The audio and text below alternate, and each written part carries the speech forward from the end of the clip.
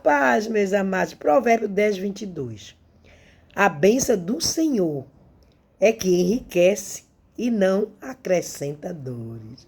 A bênção, o que é a bênção do Senhor, irmão? A bênção trabalhada, a bênção honesta, a bênção digna, a bênção que não passa por cima de ninguém. Deus te deu, é teu.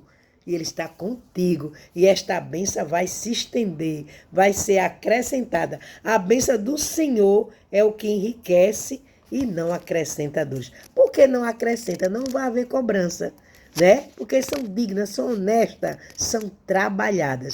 É somente desfrutar e aguardar, né? Deus estender, o que é que Ele vai fazer, graduações, direcionamento, né? Mas vai aí segurando a bênção do Senhor, adorando, exaltando e, acima de tudo, sendo grato. Grato e grato. Fica com Deus.